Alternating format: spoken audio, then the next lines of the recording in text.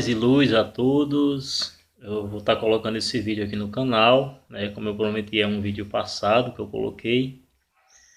Vou estar falando da passagem de João, capítulo 8, versos 1 ao 11, fazendo uma análise desse texto, né? Porque muitas pessoas falam que ali Jesus usou de misericórdia, outros falam que a mulher era uma prostituta, outros falam que ninguém deve falar nada de errado a respeito de ninguém, porque aquela passagem Jesus foi misericordioso e agiu de misericórdia para com aquela mulher.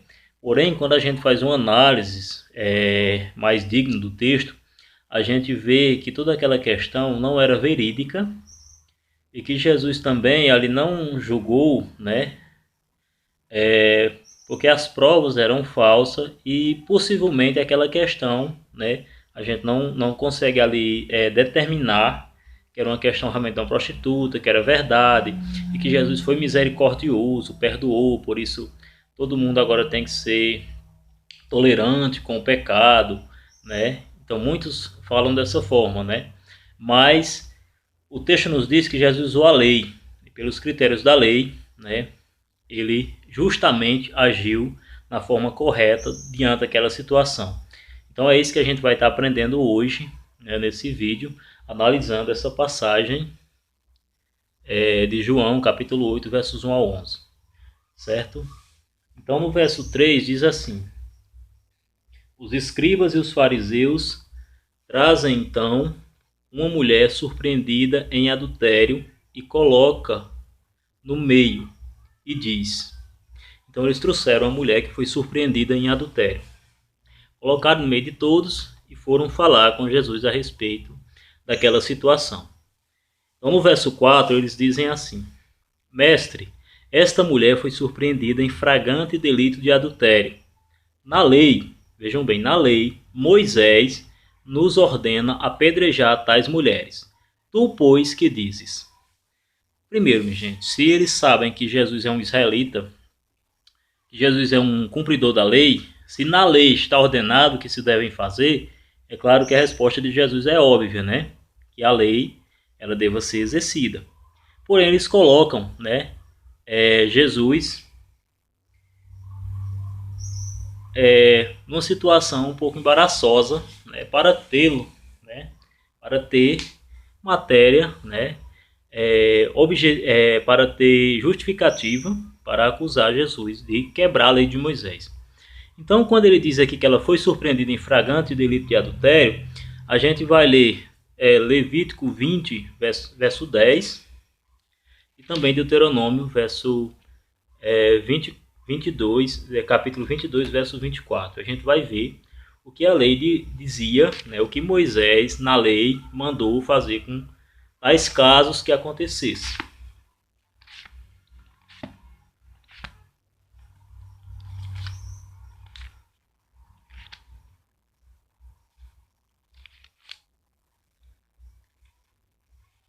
Pronto, Levítico 20, verso 10.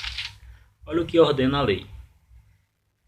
Sobre as faltas cometidas contra a família. Se estiver escurecendo a tela é porque eu estou gravando à noite, né? E a gente tá escura, então a gente tem essa diferença, né, da claridade.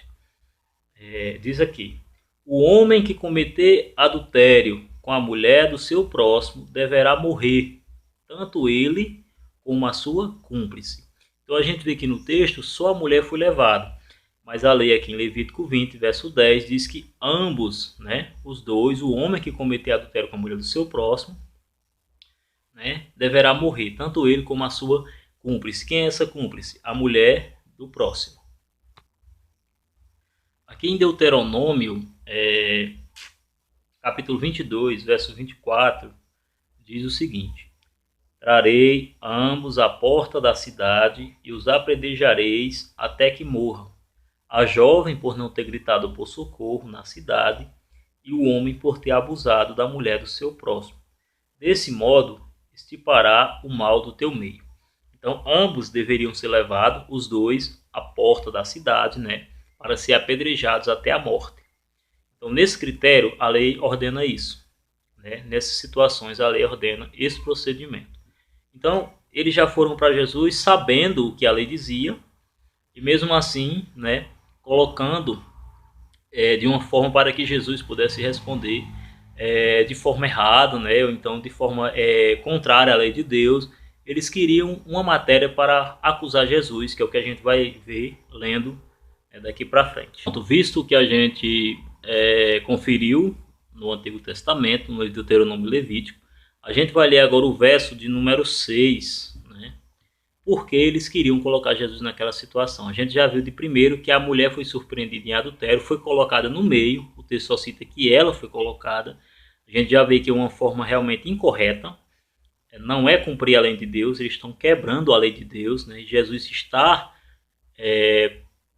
a par disso, Jesus está conhecendo isso, está vendo que a lei realmente não é ordenada daquela forma, que só a mulher fosse apedrejada. Mas até aqui Jesus ainda não se pronunciou, né? Então vamos seguir adiante. No verso 6 de João 8 diz assim: eles assim diziam para pô-lo à prova, a fim de terem matéria para acusá-lo. Mas Jesus, inclinando-se, escrevia no chão com o dedo. Essa questão de Jesus escrever no chão com o dedo, né? Muitos falam assim que Jesus estava escrevendo os pecados, né, daqueles homens. E realmente se encaixa assim nesse sentido também, né? Porque ele escrever ali no chão com o dedo,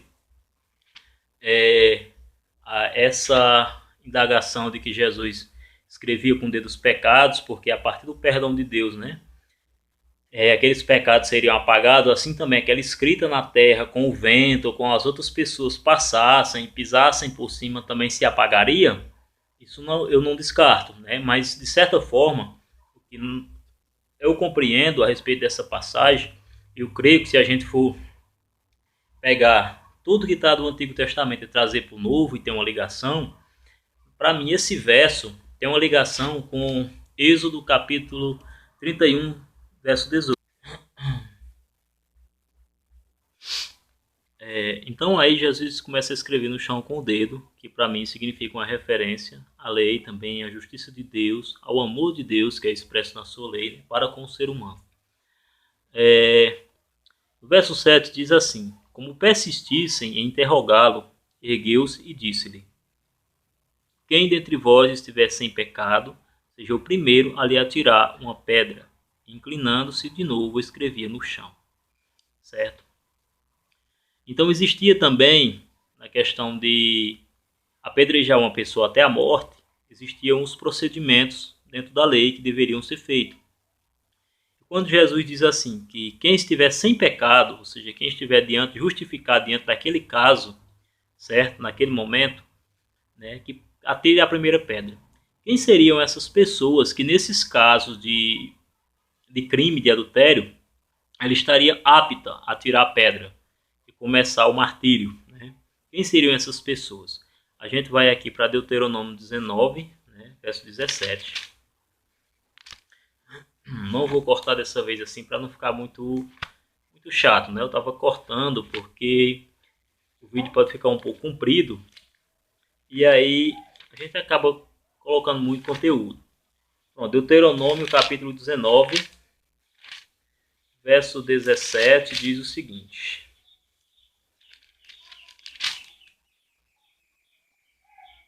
é sobre as testemunhas, certo?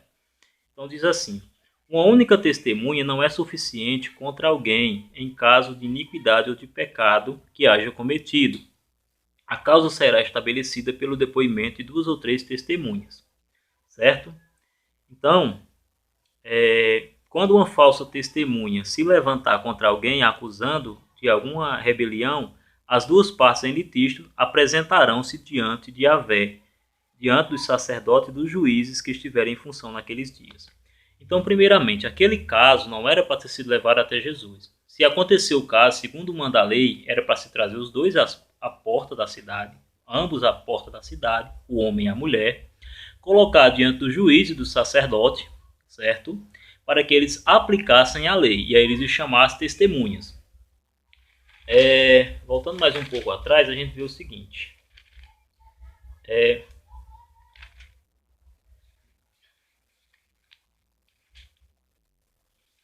A gente vai ver que as testemunhas, elas são as primeiras pessoas a começar o martírio, certo? As primeiras pessoas a começar a jogar a pedra são as testemunhas. Vamos entender essa questão de atirar as pedras. Diz assim: se em teu meio, numa das cidades que Yahvé, teu Deus, te dá, houver algum homem ou mulher que faça o que é mal aos olhos de Yahvé, teu Deus, transgredindo sua aliança para servir a outros deuses e prostrar-se diante deles, diante do sol, da lua e de todo o exército do céu, o que farás o que eu não ordenei, e se isto for denunciado a ti, ou se tu o ouvires, primeiro farás uma acusação e uma acurada investigação, certo? Então, realmente, todos os pecados, na verdade, quando não eram em adoração a Deus, era proibido por Deus, era adoração a outros deuses, né? Principalmente a questão do sexo ilícito, da prostituição, né? Tinha deuses pagãos que aceitavam esse tipo de prática como culto. E aqui diz assim: se for verdade, se for constatado que tal abominação foi cometida em Israel, então fará sair para as portas da cidade o homem e a mulher que cometeu esta má ação e apedrejará o homem ou a mulher até que morra. Agora veja bem no verso 6, diz assim: somente pelo depoimento de 2 ou 3 testemunhas se pode se condenar alguém à morte. Ninguém será morto pela deposição de uma só testemunha. No verso 7, a mão das testemunhas será a primeira a fazê-lo morrer, e depois a mão de todo o povo. Desse modo estipará o mal do teu meio. Certo? Então, aquele que atira a primeira pedra, quem era que atiraria a primeira pedra? Que estava ali sem pecado perante aquele ato, ou seja, aqueles que não estavam assim sem pecados, que todos são pecadores, mas nessa referência a gente entende no contexto da lei, quando Jesus fala: aquele que estiver sem pecado seja o primeiro a tirar a pedra, ou seja, aqueles que presenciaram o ato de abominação e têm a obrigação, como diz a lei, de zelar pelo bem no meio de Israel, ou seja, de afastar aquele mal, né, eles têm que ser os primeiros a pegar a pedra e começar o martírio. E diz assim, voltando lá para João 8, diz: inclinando-se de novo, escrevia no chão. Novamente uma referência à lei, segundo o que eu entendo, a referência à lei, segundo o que a Bíblia nos diz, é uma referência à lei de Deus, certo? E diz assim: eles, porém, ouvindo isso, saíram um após outro, a começar pelos mais velhos, certo? Ele ficou sozinho e a mulher permanecia lá no meio. Esse é o verso 9. Então, todos começaram a sair, começando por quem? Pelos mais velhos. Por que os mais velhos? Na cultura judaica, os mais velhos eram os mais responsáveis por instruir os mais novos na justiça, no segmento reto da lei do Senhor. E aqueles mais velhos que estavam concordando com isso aí, né, com esse ato injusto, certo? Sem ter prova alguma perante a lei, mesmo que esses fariseus e escribas usaram a lei, né, citaram a lei, mas não estão cumprindo devidamente a lei, eles começaram, né, alguma tradução da Ferreira de Almeida diz assim: tendo a sua consciência em acusação, né, tendo a sua consciência pesada. Então, por que eles tinham a consciência pesada? Porque eles sabiam da verdade, sabiam que aquele caso estava sendo injusto, era um caso, de certa forma, só para surpreender Jesus, mas eles estavam concordando, né? E a gente viu que ali só foi trazido a mulher, a gente viu que não estavam se cumprindo a lei, porque deveria ser levada diante, fora das portas da cidade, diante do sacerdote, do juiz, fazer uma acuração, né? Uma investigação sobre o caso, né? Trazer as testemunhas e através daquelas testemunhas, né, quando o caso fosse resolvido, condenado aqueles à morte, as testemunhas eram as primeiras a fazê-lo morrer, certo? Então eles viram que tudo isso não estava acontecendo, né? E essa palavra de Jesus, né, deixou eles assim incomodados, porque eles sabiam da verdade, mas estavam também compactuando, né, da desobediência para com Deus. E muitas vezes a gente faz isso dentro da nossa vida, da nossa comunidade cristã, né, do nosso segmento. A gente compactua com pecados e muitos dizem assim: não, aquela passagem de João 8, ninguém pode dizer nada, Jesus é o perdoador, é o misericordioso. É sim, perdoador e misericordioso, mas com base na justificação da sua sagrada lei, da sua santa lei de Deus. Então vamos dar procedimento. Então ela ficou sozinha lá no meio, todos saíram com as suas consciências, né, acusadas, porque estavam transgredindo a lei. E Jesus olha para ela assim no verso 10 e diz assim: então, erguendo-se, Jesus lhe disse: mulher, onde estão eles? Ninguém te condenou? Certo? A gente vê que a palavra aqui também de Jesus é condenar. Condenar o quê? Se a gente for aqui para João 18:32, bem rapidinho, a gente vai ver. João 18:32. Essa palavra condenou está dentro desse contexto, certo? Esse mesmo contexto que aparece aqui em João 18, verso 32, que diz assim: a fim de se cumprir a palavra de Jesus, com a sua indicação de que morte deveria morrer. Então aqui, ó, diz assim: não nos é permitido condenar ninguém à morte, certo? No verso 31, né?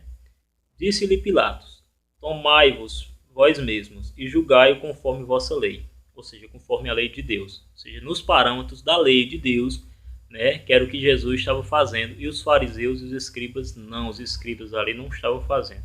Disseram os judeus: não nos é permitido condenar ninguém à morte. Então, quando eles dizem isso, né? E aqui diz assim: a fim de se cumprir a palavra de Jesus, com a qual indicara de que morte haveria de morrer.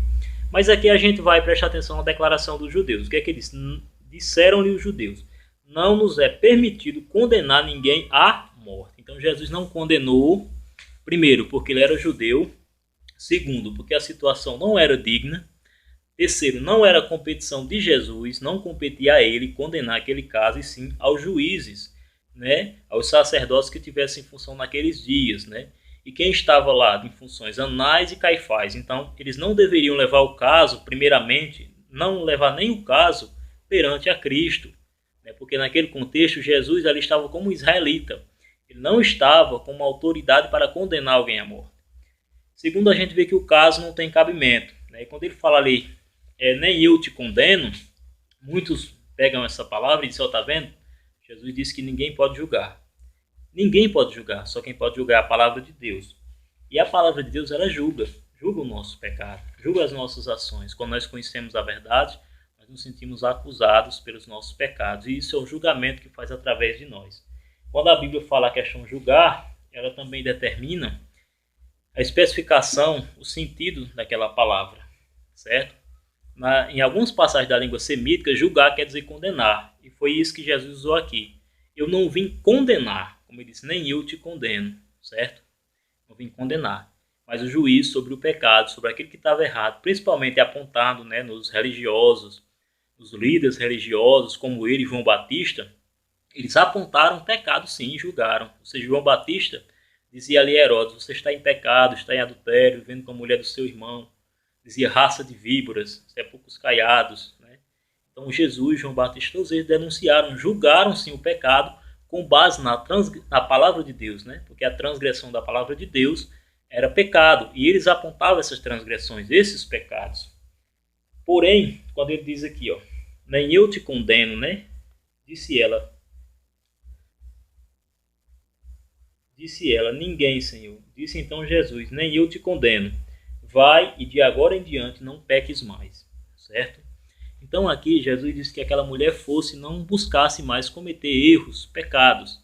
Então o texto diz que ela é uma pecadora, mas a situação em que colocaram, acusando-a de adultério, o texto não nos prova, certo? O texto não nos prova que ela era uma adúltera. O texto só diz que ela foi acusada e que no final, assim como em outras passagens que Jesus falou para outras pessoas também: vai e não peques mais. Não foi assim? Em alguns espíritos que ele expulsou e curas que ele fez, Jesus disse isso: vai e não peques mais.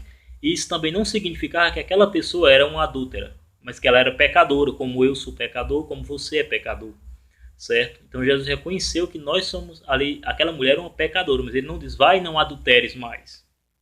Então, o texto nos mostra que ela era adúltera. O texto nos mostra isso.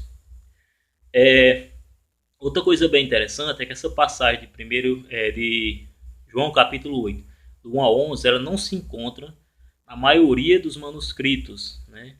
Uns até supõem que ela é escrita acrescentada, né, por uns dos discípulos de João. A gente vai para o Codex Sinático, que está no Museu Britânico em Londres, né?